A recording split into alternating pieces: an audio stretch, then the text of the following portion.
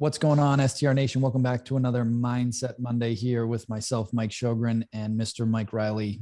Today, we want to talk about something that I think it just gets a bad rap, or it gets the wrong idea. And it's being grateful, but never satisfied, right? A lot of people, they say, oh, you should be satisfied with what you have. You should be grateful for what you have. Yes, you should be grateful, but never be satisfied. And as human beings, we are goal-seeking organisms. So it is in our human nature to constantly set goals. And then when we hit those goals, we set new goals. Like that's just in our DNA. So if you watch, I watch my 5-year-old and he's constantly learning and evolving and trying new things. And for the most part, kids are really happy. And the reason for that is because they're constantly pushing and growing and learning. And then for some reason, as adults, we're taught like once you get out of school, like all that stuff is gone. Like you don't have to do that anymore. But if you look at the people that are most fulfilled, they're constantly pushing, they're constantly growing, they're constantly looking for that next thing. And I was telling Mike this offline. I remember a couple of years back, I ran the New York Marathon, and I had never run anywhere near close to that, but a charity that was near and dear to my heart asked if I would run it. I said, absolutely. And so I ran it, and I trained for months, like months and months and months. And I did it, right? It was one of the most physically challenging things I've ever done in my life. And when I finished, I had this amazing feeling of gratitude. And then it all kind of faded, and it was like, what's next? And I was like, something is wrong with me. Like I've just set and hit this insane goal for myself to run 26.2 miles. And I did it. And I was grateful that I did it, but I wasn't satisfied. And I honestly thought something was wrong with me. And then, I was working with some of my coaches, and they were like, no, like that's normal. Like humans, we're goal-seeking organisms. Like you hit it and you should be grateful that you did it and proud of yourself.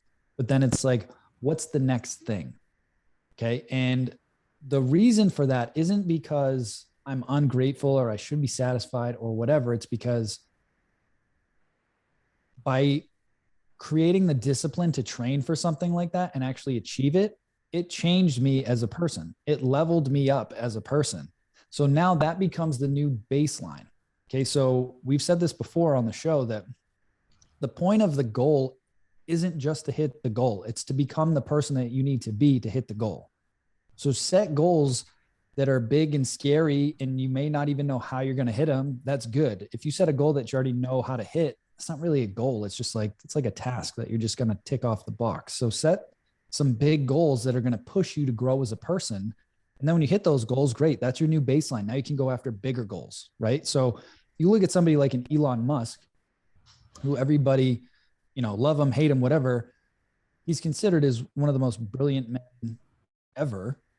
But he didn't start out with, Tesla and SpaceX and all these different companies. Like he started out as a kid, he was like, what would I like to do? And he likes to design stuff and invent things. So like he started inventing little trinkets as a kid. And then he got in and started PayPal, which, grew over time. And then he sold that. And then he doubled down and went into Tesla and so on and so forth. So each level, he evolved as a person to be able to take on new challenges and continue to grow as a human.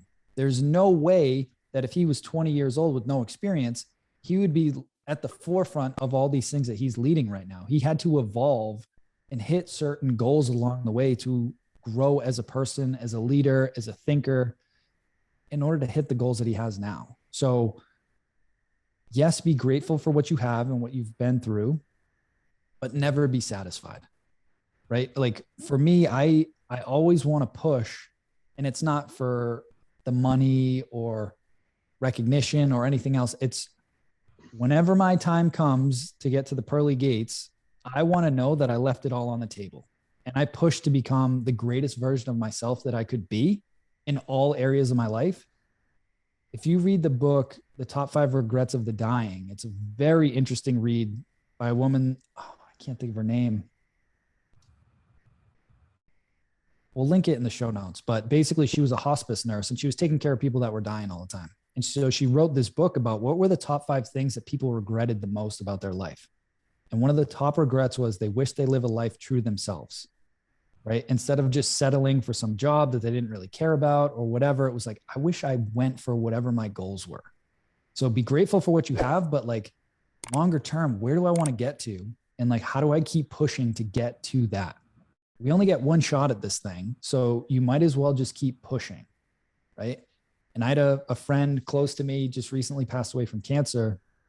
And one of the things that he talked about was he wished he lived a bigger legacy.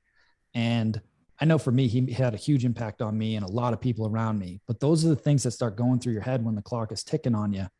That did I do everything I could to push myself to to make an impact, to leave a legacy, to leave my mark on the world? Not just did I clock in and clock out and go home, have dinner with the family, watch some TV and go to bed and just live in this endless loop day after day after day, right? There's so much more to life if we just get comfortable being uncomfortable and constantly pushing and being grateful for what we have, but never being satisfied with where we are.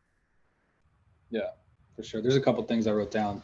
I loved your analogy with your son and with children too. Like they're always so happy all the time because they're continuing to learn these different things. They don't really know what they're learning, but they can continue to learn. And I feel like most people stop setting goals like once they've gotten education or once they've gotten a job. You know, you're always taught, you know, get your education, get a good job. Okay, what's after that? So it's very important to reflect on what you really want and continue setting these goals. And I was talking to one of my good friends about a month ago, and he is a goal setter, like habitual goal setter. And he'll set goals. He'll have like 10 or 15 goals all at the same time. And he came to me, he said, man, I've been feeling so pressured. Like I'm putting so much pressure on myself to hit these goals. And, you know, I've been talking to my wife about it, and she's saying, hey, maybe you need to like kind of back off on some of your goals. And I was like, no, like like what you said, Mike, the point of hitting the goal is not actually hitting the goal. It's being the person you need to become to hit that goal, to level yourself up.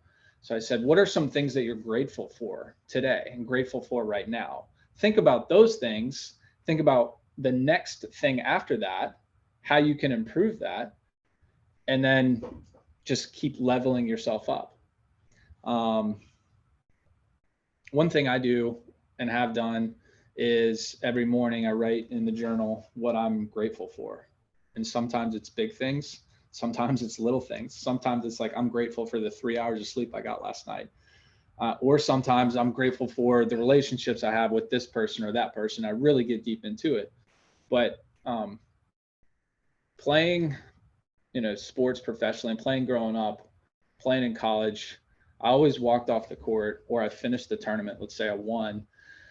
And I never had that like, wow feeling, like this is so cool feeling. It was always like, all right, where's the next one?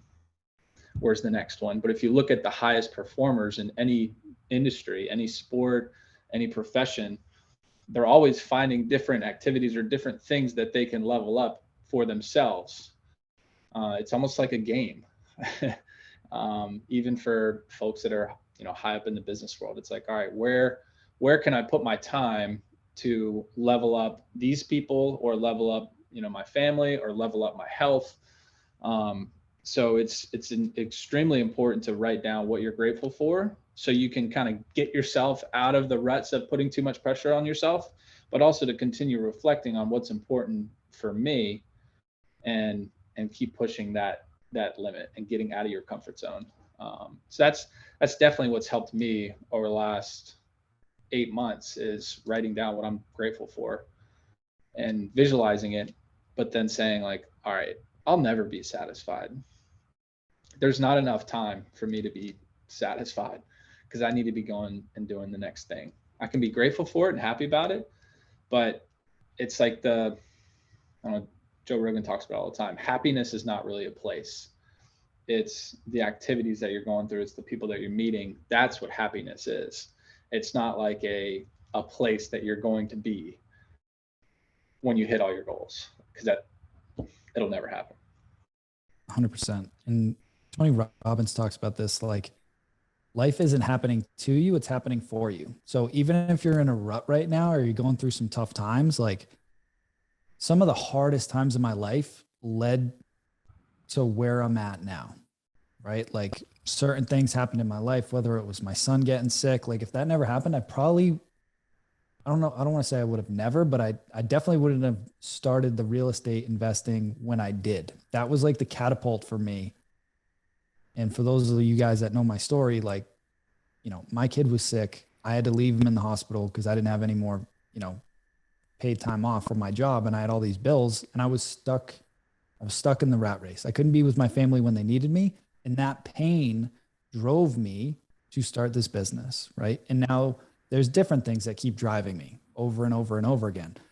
And like Mike said, once you take the financial piece off the table, when you're not having to stress or even think about paying your bills and the money's there, like no question, then it just becomes a different game.